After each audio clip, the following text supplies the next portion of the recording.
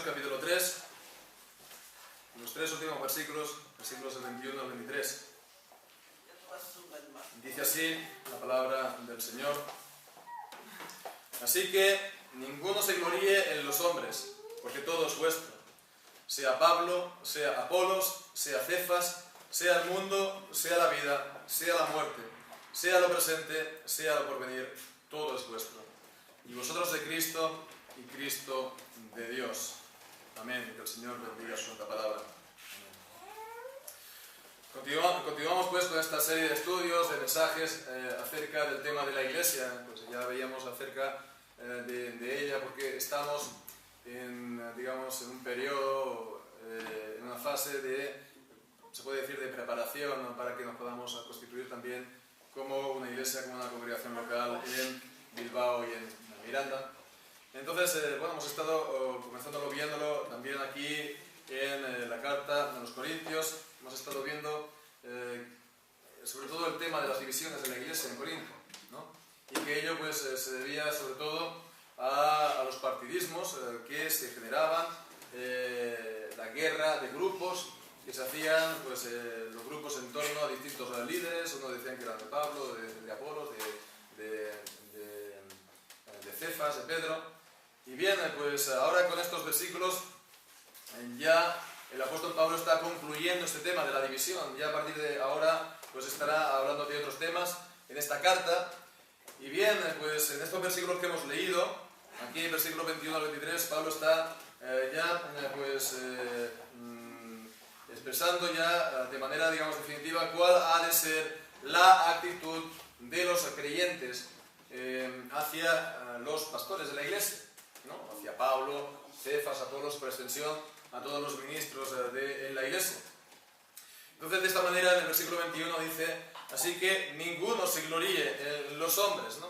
Que ninguno haga pues de los pastores pues el objeto de su jactancia, que nadie pues se jacte en ellos, que nadie presuma de ellos, que nadie ponga en ellos su confianza, ¿no? Ya lo dice Jeremías capítulo 17, maldito el hombre que confía en el hombre, ¿no?, que pone su confianza en el hombre. Entonces, que nadie tome a los pastores por lo que no son. Ellos no son pues ningunos dioses, ¿no? Ellos son nada más que siervos o ministros, como veíamos. Pero a continuación dice: porque todo es vuestro. Dice: sea Pablo, sea Apolos, sea Cefas, sea el mundo, sea la vida, sea la muerte, sea lo presente, sea lo porvenir, todo es Cefas, todo es vuestro, ¿no? Entonces vemos que comienza esta enumeración hablando de los pastores: Pablo, Apolos, Cefas, y después dice: todo es vuestro, y vosotros de Cristo, y Cristo de Dios, ¿no? Entonces, por lo que dice, ¿no?, pues alguien podría pensar que, como que si aquí estuviera hablando de un orden, ¿no? Pues están los apóstoles o los siervos, después sois, después vosotros, después Cristo y después Dios. Un orden como, por ejemplo, si lo miramos en Corintios, 1 Corintios capítulo 11, versículo 3, cuando dice: pero quiero que sepáis que Cristo es la cabeza de todo varón, y el varón es la cabeza de la mujer, y Dios la cabeza de Cristo. Así entonces, pues, no es tanto la idea de un orden o de una jerarquía, se puede decir, ¿no?, como que la congregación sería superior, ¿no?, de esa manera a los siervos. Creo que más bien la idea que está aquí presente pues se puede presentar o expresar así, ¿no?, con dos sencillas ideas. Primero, la idea, pues sí, de propiedad, ¿no? Dice que todo es vuestro, ¿no? Y entonces Pablo, Apolos, Cefas son también vuestros, ¿no? Entonces vemos que la iglesia no es del pastor, la iglesia no es de los pastores, sino que los pastores son de la iglesia. Los pastores pertenecen a la iglesia. ¿Por qué? Pues porque ellos son los dones de Cristo a su iglesia, como veíamos en Efesios capítulo 4. Son los dones para que, por medio de la palabra, la iglesia reciba edificación. Entonces, de esa manera, pues son suyos.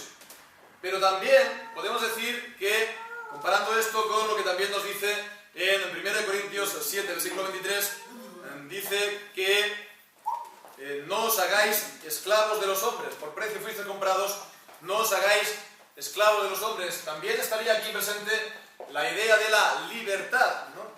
De que también los creyentes, en una medida también, en cierta medida, también son libres de ellos, ¿no? Si ellos no son dioses, pues entonces tampoco tienen que hacer automáticamente y absolutamente todo lo que ellos digan, aunque sea lo más disparatado, por el mero hecho, por el simple hecho de que los pastores lo han dicho. Ellos pueden decir hasta aquí, ¿no? Más allá no. Y también, pues, dentro de lo que pues, le dicen, pues pueden también mirar, discernir y decir esto sí o esto no.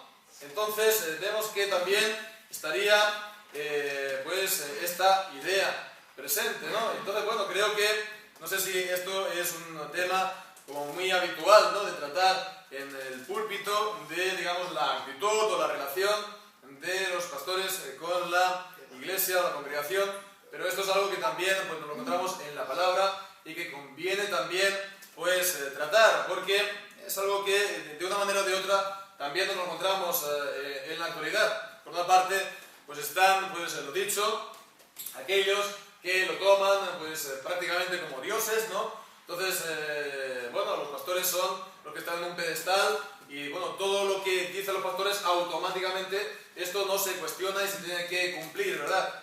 Este es un poco el espíritu de las sectas y esto es, bueno, tanto en el mundo, pero también a veces incluso aquí en la iglesia, de tanto en cuando, pues te enteras de según qué cosas que ocurren en según qué congregaciones y entonces la gente se dice, bueno, ¿cómo es esto posible? Pues por esto mismo, por este mismo, pues digamos, sectarismo en torno a los pastores, ¿no?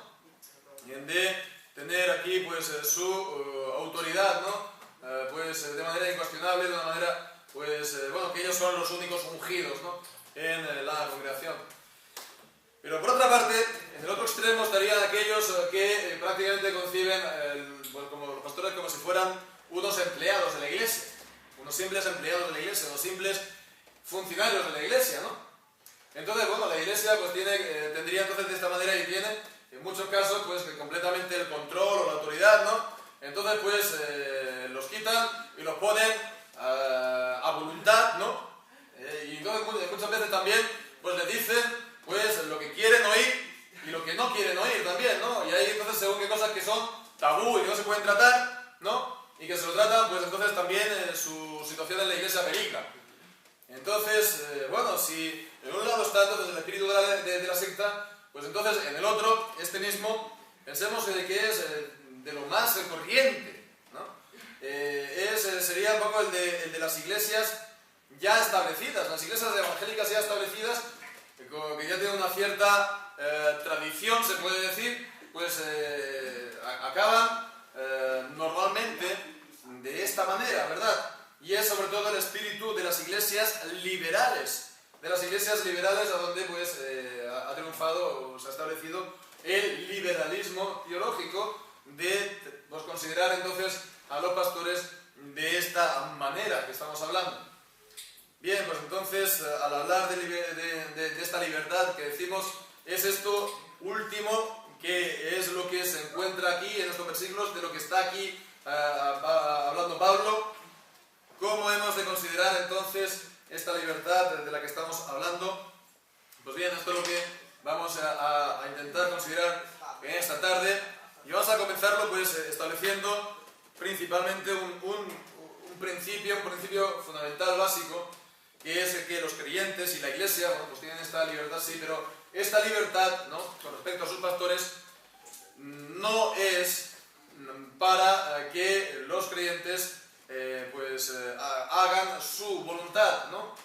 Digamos, para hacer lo que quieren, ¿no?, lo que le venga en gana, ¿no? Aquí hay un principio básico que es esencial, ¿no?, a la fe cristiana, que es, bueno, que los cristianos obedecen al Señor, ¿no? Entonces, si esta libertad que tienen, no les capacita, ¿no? Si viene un pastor enseñándoles la palabra de Dios, ¿no?, le dice, la Biblia dice esto, o también le dice, pues este es el mandamiento de Dios, ¿no?, y entonces esto es un pecado, o esto es un deber que tienes que hacer, Entonces el creyente no puede, después de esto, pues decir, pues no, esto a mí ni me va ni me viene, ¿no? Oídos sordos, ¿no? Y entonces por un oído me entra, por otro me sale. No puede, pues, tener esta actitud, no puede pasarlo simplemente por alto, ¿no? ¿Y esto por qué? Pues porque choca con lo que es ser cristiano. ¿Qué es ser cristiano? Lo hemos leído en 1 Corintios capítulo 7, versículo 23. Es alguien que ha sido comprado por Cristo. Por precio fuisteis comprados. Entonces, como nos dice también en 1 de Pedro, capítulo 1, versículo 18 y 19, no somos redimidos, no somos comprados por cosas corruptibles como oro o plata, ¿no? No somos comprados por dinero, porque somos comprados por la sangre de Jesucristo, por la muerte, por lo tanto, de Jesucristo en la cruz. Entonces, la muerte de Jesucristo en la cruz, pues, ¿para qué o por qué? Pues ya lo sabemos, es un castigo. Él tomó el castigo por los pecados de su pueblo. Entonces, fijémonos en que Él soluciona el problema del pecado, que es la desobediencia a los mandamientos de Dios. Pero el cristiano, por otra parte, pues, ¿quién es? Pues es aquel que ha creído en Jesucristo para salvación, ¿verdad? Con verdadera fe, ¿no? Confiando en el Señor Jesucristo, ¿no? Confiando de corazón. Pero, bueno, también arrepintiéndose de sus pecados, ¿no? Uno confía, pues, para obtener el perdón de sus pecados, ¿no? Por medio de la fe en Jesucristo. Entonces, bueno, el arrepentimiento comporta que no andar más en pecados, sino andar, vivir obedeciendo a los mandamientos de Dios. Entonces, de manera que así el creyente se convierte en un siervo de Cristo, es decir, un esclavo de Cristo. La palabra siervo en la Biblia significa esto, es un esclavo. Entonces, fijémonos, ¿no? Uno se convierte en esclavo, en siervo de Cristo, pero a cambio, digamos, él ya es libre para todo lo demás. Entonces ya es libre con respecto al pecado, ya es libre con respecto a la culpa del pecado, ya es libre con respecto a la ira de Dios, ya es libre con respecto a la condenación, a la maldición de la ley. Él ya es libre, pues, también en cuanto a la esclavitud del pecado. Él ya no es esclavo del pecado, como nos enseña Romanos 6. Él ya no es esclavo tampoco del diablo, ¿no? Como antes, que estaba pecando y al pecar, pues, cumplía la voluntad también del diablo. Entonces, él es libre, y podríamos añadir de muchas otras cosas. Ya es libre también del temor de la muerte, que como nos enseña Hebreos 2, pues nos pone sujetos también al diablo, como nos enseña también otros muchos salmos, libre de angustias y temores, y también, pues, uno tiene acceso libre, confiado al trono del Señor. Entonces uno es libre de todas estas cosas, pero siervo de Cristo, esclavo de Cristo, de Dios. Entonces cuando un pastor, pues, dice la palabra de Dios, dice esto, pues entonces no podemos decir no tenemos esta libertad de decirle que no, pues porque es decir no a la palabra de Dios, ¿no? Y sin embargo, esto es lo que decíamos que ocurre en las iglesias liberales, ¿no? Allí, pues, bueno, sí, hay gente que va a la iglesia, sí, pero bueno, conociéndolos un poco, al final, pues, te das cuenta que ahí, pues, bueno, todo el mundo hace prácticamente lo que quiere, ¿no? Asiste o no asiste, o pues creen o no creen, o hacen esto o no lo hacen, ¿no? Y ahí nadie entra en la vida de nadie, ¿no? Entonces es la máxima aquella sobre todo del no juzgar para no ser juzgados, y bueno, pues que todo, pues, la norma principal sobre todo es el amor, ¿no? Entonces, pues, por eso son liberales, ¿no? O podríamos decir de la manga ancha, ¿no? En ese sentido. Bueno, pues, entonces uno se podría preguntar por qué van a la iglesia esta gente. Pues es sobre todo una cuestión de hábito, una cuestión de tradición, una cuestión de identidad, ¿no? Porque son protestantes, porque son evangélicos de generaciones, entonces pues van yendo, ¿no? Pero bueno, eso no significa nada. Y después, claro, allí también hay pastores, por supuesto, ahí también hay pastores. Pero bueno, el pastor, más que nada, efectúa el papel de animador del grupo, ¿no? De animador, pues, de las actividades, ¿no? Porque claro, todo grupo, pues, necesita una persona visible, uno que lo anime, lo gestione, ¿no? Todo. Y bien, pues la gente, pues, lo valorará y le tendrá a lo mejor un poco de estima, pensará que es un buen chico, pero no pensará que él tiene una autoridad sobre sus vidas, ¿no? O no va a pensar en orientar sus vidas sobre lo que él les viene a decir, ¿no? Entonces, bueno, y después por su parte, digamos, el pastor acepta todo esto, se establece ahí una especie de acuerdo, ¿no? Entonces el pastor accede a este papel también, y bueno, pues entonces dirá, bueno, a mí no me van a escuchar, ¿no? Pero por lo menos yo le voy a impresionar, ¿no? Y entonces, pues, digamos, tiende a esto, a demostrar, digamos, su ingenio, ¿no? Entonces, en el tiempo que la congregación le da para el mensaje, 10 minutos a 20 minutos no más, pues ahí tiene que demostrar aquí sus capacidades, ¿no? Sobre todo, pues, de una manera muy ingeniosa, refinada, ¿verdad? Sobre todo se tiende a lo literato, ¿verdad? Entonces, pues así es.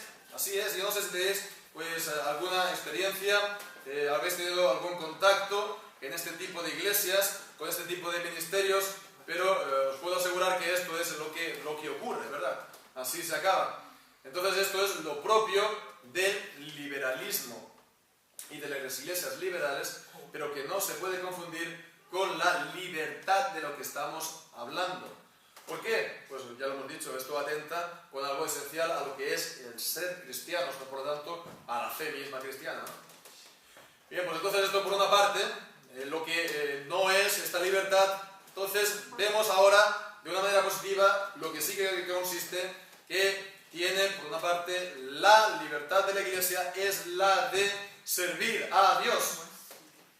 La de servir a Dios, esto es lo que vemos en la Biblia mismo, en Santiago, en el capítulo 1, Santiago capítulo 1, versículo 25, cuando dice, el que mira atentamente en la perfecta ley, la de la libertad, la ley de la libertad. ¿Por qué llama la ley de la libertad? Primeramente, pues porque uno, para obedecer a los mandamientos de Dios, ha de ser libertado del pecado, pero también es porque es la ley que le proporciona a uno libertad, ¿verdad?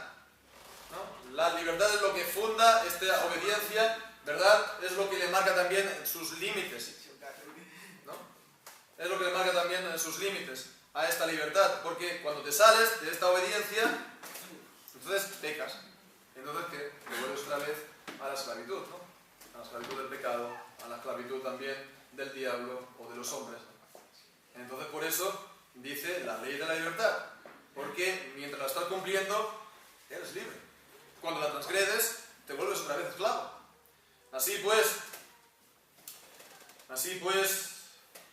fijémonos a que el hombre nunca es libre, ¿no? O uno es esclavo del pecado, o uno es esclavo de la justicia, o uno es esclavo de Dios, o es esclavo del diablo, pero el hombre libre es un mito, ¿no?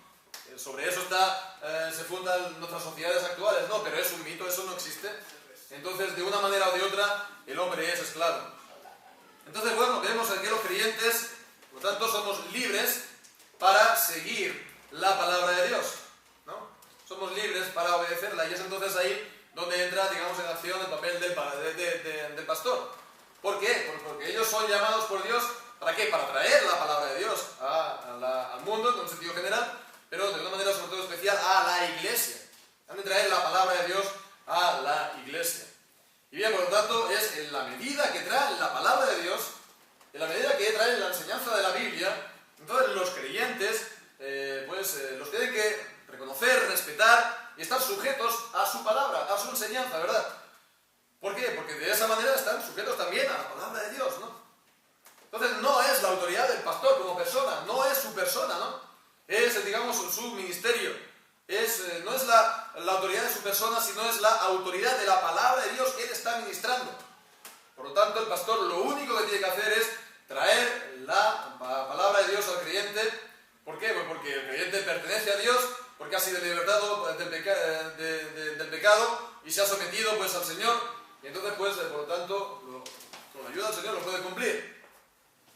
Y es en este sentido que la Biblia dice que los creyentes, las iglesias, pues digamos, en ese sentido no se puede decir que son libres, ¿no? Con respecto a los pastores, ¿no? Por eso dice que en Hebreos 13, versículo 17, que han de estar, pues, sujetados a vuestros pastores, ¿no? De obedecer a vuestros pastores. Y esto no es caer en la esclavitud de los hombres. Esto no es hacerse esclavo de los hombres, ¿no? Porque esto es cumplir, una vez más, con la libertad con la que Cristo nos hizo libres, ¿no? que es la de servir a Dios, la de obedecer a su palabra. Y claro está pues que esto en las iglesias liberales pues tampoco se ve, ¿no? Esto tampoco se ve, pues ¿por qué? Pues porque la idea esta de que el pastor traiga la palabra de Dios al pueblo no tiene sentido. No tiene sentido porque para ellos la Biblia no es la palabra de Dios, la Biblia es una palabra de hombres, ¿no? Entonces ellos no están trayendo la Biblia como palabra autoritativa del Señor. Entonces, bueno, esto es lo que ha ocurrido con el liberalismo teológico, que es lo que ha, digamos, captado y lo que ha apresado a las grandes iglesias, ¿no? Que nacieron del tiempo de la Reforma, ¿verdad? Las iglesias, digamos, nacionales, ¿no? En los países donde triunfó la Reforma, son todas iglesias liberales en este sentido, ¿verdad? Entonces es un espíritu de mentira, como vemos habla Miqueas, ¿no? Con el rey Acab, ¿no? Espíritu de mentira en la boca de los profetas, ¿no? Para que crean en la mentira, porque ellos han, pues, destrozado la palabra de Dios, han destrozado la Biblia, ¿verdad? Entonces ya no la presentan como la palabra con autoridad del Señor, sino como mera palabra de hombres. Entonces un pobre chico que entra a un seminario de estas iglesias, que tenga ganas y deseos de servir al Señor, pues lo único que va a hacer es, en los seminarios donde vaya, pues lo van a confundir completamente, y va a salir de ahí completamente confundido, y va a llegar a la iglesia, y entonces si él está confundido en cuanto a la palabra de Dios, ¿qué va a ser pues también de la iglesia, ¿no? Pues van a estar todos absolutamente, ahí solamente habrá confusión, ¿no? Es importante que los pastores reciban pues una buena formación, sí, en los seminarios, sí, pero también es muy importante que en ellos, en los seminarios, se mantenga y se enseñe la autoridad de la palabra de Dios, ¿no? Y que se mantengan las doctrinas fundamentales de la fe cristiana, que han sido recogidas a lo largo de los siglos en las confesiones de fe, particularmente pues en la nuestra, ¿no? De nuestra iglesia, la confesión de fe de Westminster, ¿no? Que creemos que es el documento más completo de cuánto se produjo en el tiempo de la Reforma, ¿no? Entonces, bueno, si no se hace esto, se cae en el modelo del que hemos estado hablando, ¿no? De las iglesias liberales, ¿no? Este modelo, digamos, tan licuado, aguado, ¿no? Del que estamos hablando. Bien, pues todo esto, habiendo visto todo esto, también debemos de ver ahora también otro sentido en el que las congregaciones, los creyentes también, pues tienen esta libertad ante sus pastores, ¿no? Porque decíamos, pues, recordar al principio la idea de la propiedad, ¿no? Los pastores, la iglesia no es del pastor, los pastores son de la iglesia. El pastor pertenece a la iglesia. ¿Por qué? Porque les tiene que predicar la palabra de Dios, por mandato de Dios, les tiene que predicar la palabra de Dios. Y eso, pues, aunque les duela a la gente, ¿no? Aunque no les guste, ellos no tienen entonces el derecho de decir esto no me lo predicas o esto no lo enseñes, ¿no? Aunque lo que enseñen le traiga cambios a la vida de las personas o a la vida de las congregaciones, ¿no? Aunque tenga que cambiar pues, distintas maneras de hacer o distintas tradiciones que se hacen. Es cierto que en las congregaciones, pues, bueno, pues también por la fuerza de la costumbre se pueden hacer cosas, pues, por costumbre, se puede tomar la costumbre de hacer una serie de cosas y esto en sí mismo no está mal. El problema es cuando se hace esto en contra de la palabra de Dios o pasando por alto principios de la palabra de Dios. Entonces, cuando eso ocurre, se tiene que modificar y eso es muy difícil, cambiar las tradiciones establecidas en los lugares, en los grupos, en las familias, incluso en las congregaciones, ¿verdad? Entonces, esta es, decimos, la deuda que los pastores tienen contraída, ¿no? Traer una palabra de Dios que pues, nos ha de moldear, que nos ha de transformar, que nos ha de cambiar, ¿verdad? Que nos ha de cambiar. Y bien, pues esto es lo que la iglesia ha de reconocer. Pero por otra parte, pues entonces la iglesia y los creyentes están libres con respecto a sus pastores y ante sus pastores, pues de aquello que está fuera de la palabra de Dios, ¿no? Reconocer aquello que es de la palabra de Dios, pero lo que no es de la palabra de Dios, pues no, son libres con respecto a ello. Y volvemos entonces a lo que dice aquí en 1 Corintios 7:23, ¿verdad? Dice, por precio fuiste comprados, no os hagáis esclavos de los hombres. Y esto, pues podemos situarlo un poco en el contexto del capítulo 7. El capítulo 7 es un contexto, ya lo sabemos, un capítulo que habla de la vida matrimonial de los creyentes, ¿no? En medio de este capítulo, pues en el versículo 23, por ejemplo, pues está hablando de actuar cada uno en conciencia según el don que ha recibido de parte del Señor. Dice el versículo 17, cada uno como el Señor le repartió y como Dios llamó a cada uno así haga. Esto ordeno en todas las iglesias. Y entonces a partir de ahí el versículo 18 y 19 habla de la circuncisión y también de la incircuncisión. ¿Fue llamado alguno siendo circunciso? Quédese circunciso. Siendo judío, pues permanezca judío. Pero dice también que fue llamado siendo incircunciso, pues que no se circuncide, que no sea judío, ¿verdad? Para guardar todos los mandamientos de la ley ceremonial del Antiguo Testamento. Bien, pues también habla a continuación del versículo 21 al 22. Fuiste llamado siendo esclavo, no te dé cuidado, pero también si puedes hacerte libre, procúralo más. Entonces, bueno, si uno es esclavo, ¿no? Pues ha de seguir siéndolo, ¿no? No es algo incompatible el ser esclavo con ser cristiano. No está diciendo, no, tú tienes que rebelarte contra tus amos. No, dice, tú obedece y trabaja mejor, ¿no? Para que él vea que eres cristiano. Pero dice también, si puedes ser libre, pues procúralo más aún, ¿no? Claro que sí. Pero que no te pongas aquí en plan revolucionario, ¿no? Entonces dice, pues bueno, cada uno en el estado en que fue llamado, así permanezca.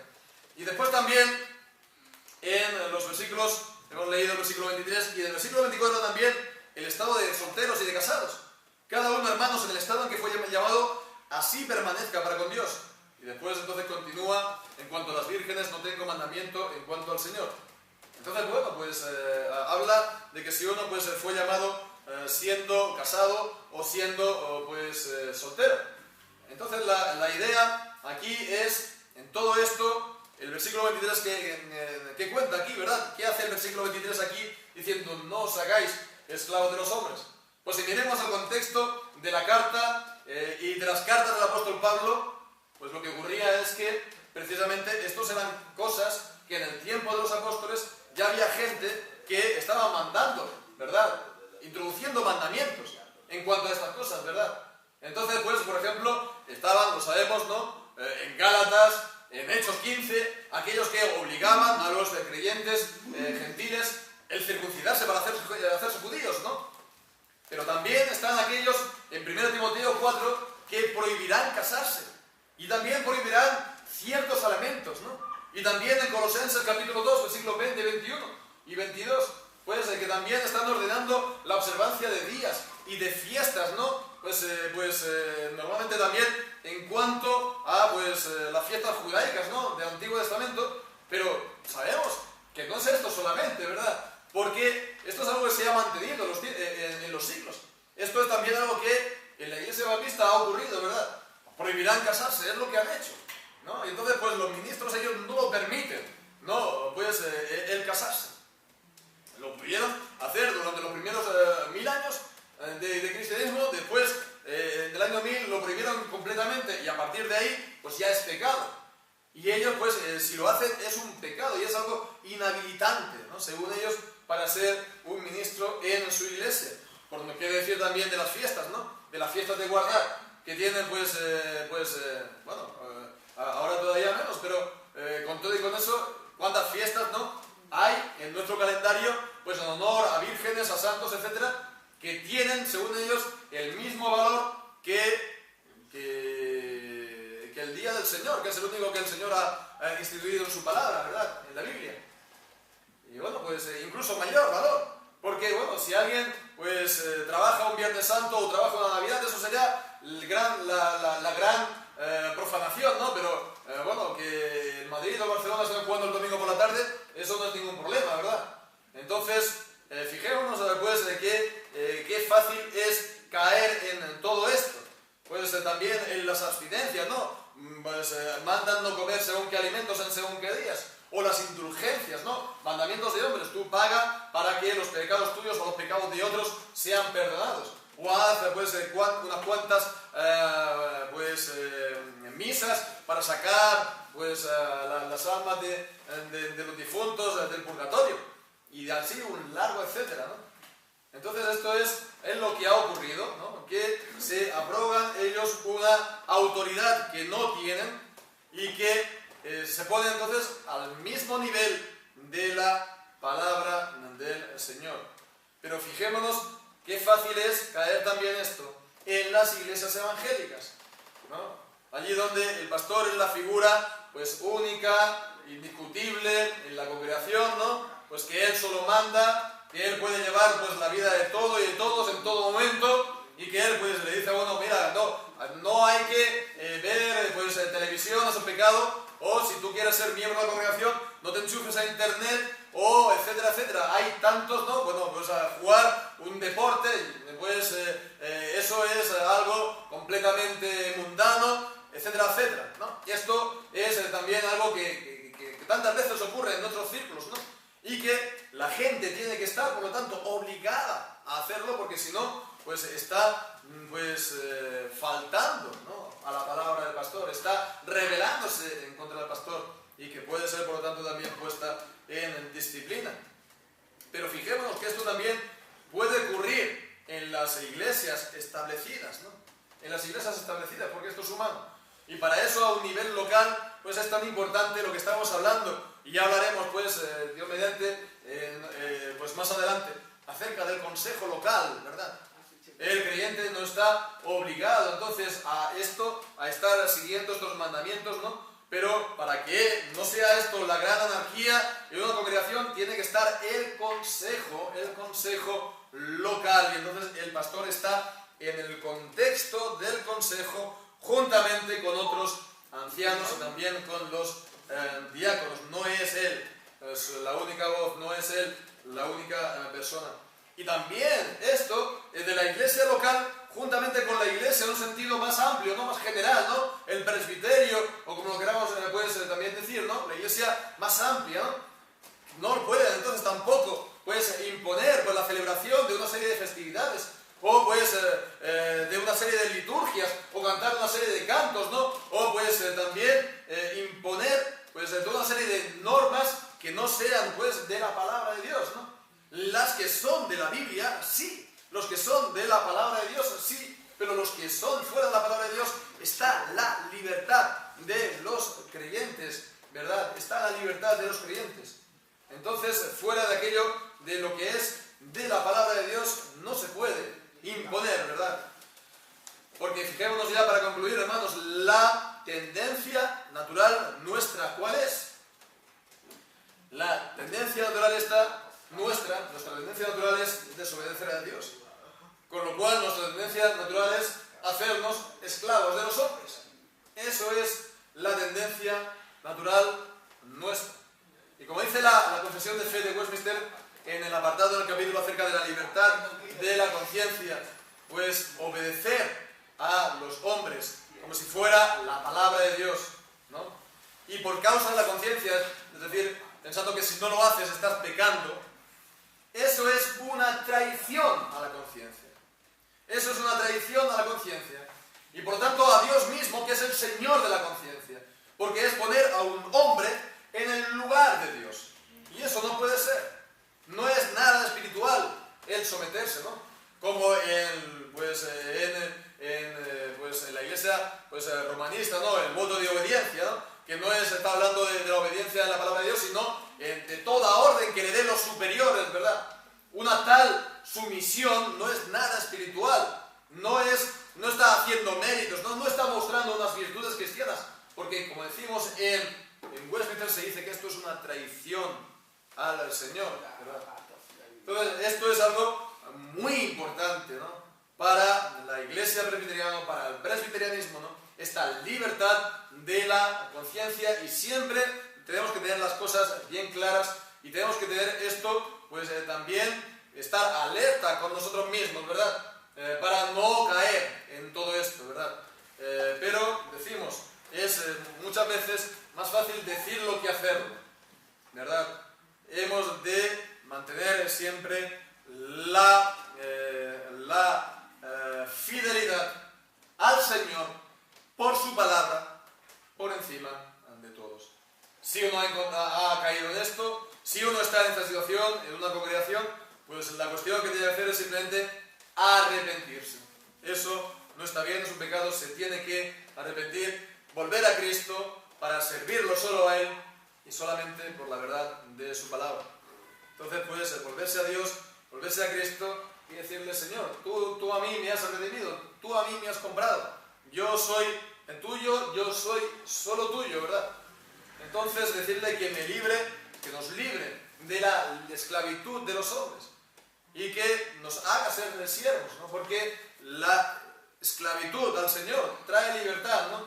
Mientras que pues, el seguir a los hombres, ¿no? Ellos prometen libertad, pero ellos mismos son esclavos de concupiscencias y el seguirlos es esclavizarnos nosotros mismos. Y sobre todo tomar la palabra de Dios, ¿no? La bendita palabra de Dios, ¿no? La palabra inspirada de Dios y nada más. Y que pues por medio de ella sirvamos al Señor en espíritu y en verdad, como dice Josué al final del libro. Dice: yo y mi casa serviremos al Señor. En el pacto, yo y mi casa vamos a seguir entonces sirviendo al Señor todos los días de nuestra vida por su palabra. Pues que así sea. Que el Señor bendiga su santa palabra en nuestras vidas. Amén. Señor Padre nuestro, te damos muchas gracias por esta libertad con la que tú nos has hecho libres, porque tú nos has comprado para ser un pueblo propio tuyo. Y Señor, pues te damos a ti la gloria y la honra, Señor, que no nos hagamos, Señor, siervos nunca de ningunos otros hombres, Señor, ya sea en el mundo, Señor, ya sea en la sociedad, en la relación con las autoridades, o también, Señor, dentro de la misma iglesia, en la iglesia local o también en la iglesia general. Te presentamos, Señor, pues esta palabra para que tú la bendigas, Señor. Sobre todo que te sirvamos a ti, a tu palabra, Señor, que la tengamos por guía, que ella nos guíe, Señor, y que podamos también pues, seguir a los pastores que tú das a tu iglesia, Señor, en las enseñanzas de tu palabra que ellos transmiten, Señor. Te presentamos esta palabra para que tú la bendigas en nuestras vidas, Señor, y para que nosotros seamos fieles y para que nosotros la podamos guardar. Te lo pedimos todas las cosas en el nombre de Jesús. Darte gracias. Amén.